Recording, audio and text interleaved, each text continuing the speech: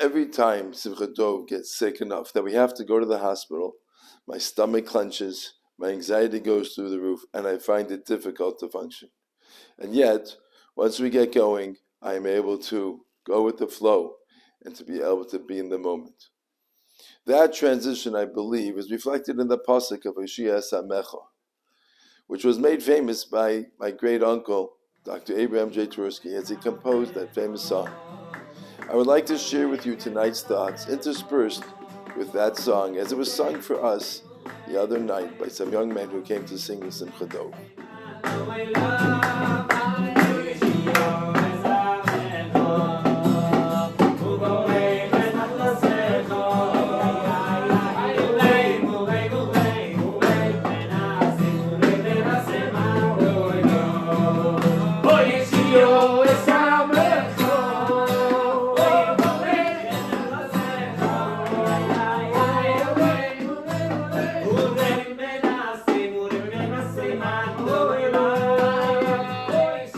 What's interesting about that pasuk is it starts off asking, we're asking for salvation.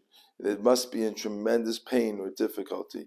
And yet, we then ask for brachos, and then we ask for even greatness, that Hashem should be able to lift us, v'nasem ad olam.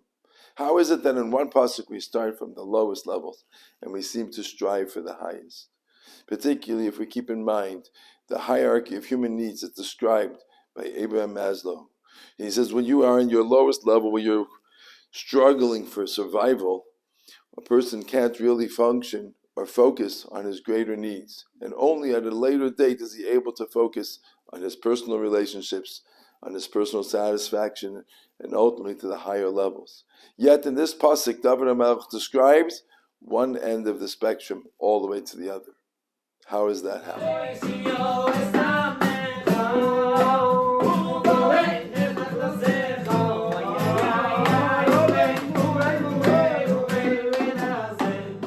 I believe the answer is that when one is focusing on oneself and looks to oneself for the solution, then you become bogged down. And when you're looking at survival, you can think of nothing else. But when you recognize that it's Hashem who's in charge, and Hashem is the one who's going to make everything happen, one can be in a difficult situation and yet be grateful for the brachas he has in one's life and be able to look and have a vision for greatness that will be coming in the future. And therefore we start off with Hoshi'a Samecha, we're crying out to Hashem, save us, but also we appreciate the brachas and we look for Hashem to continue to give them. And not only that, but v'nasem ad olam, He should uplift us and carry us forwards. And I believe the key word in that pasuk is ureim. Ureim is the language that Hashem is our shepherd, our guide. He's the one who will be leading our footsteps through all that we encounter in our lives.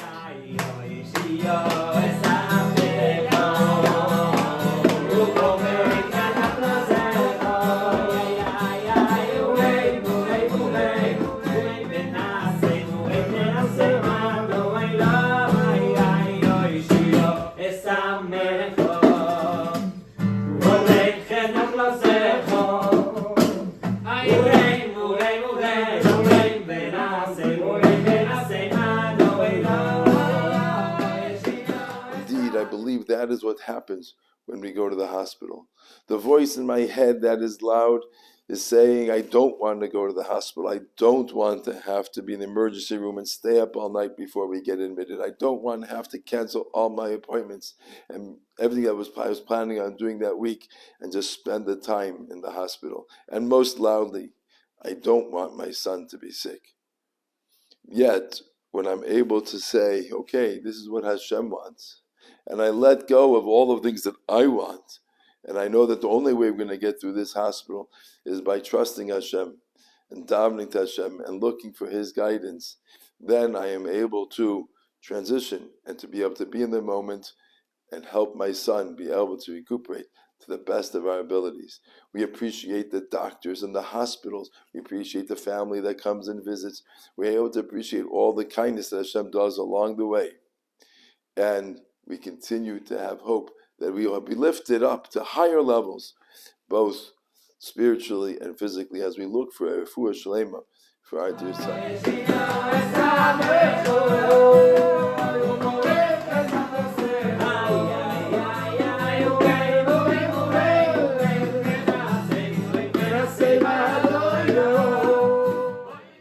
May we all be zoichet to see Hashem in our lives, no matter what is going on, whether there be times of joy or times of challenge or sadness.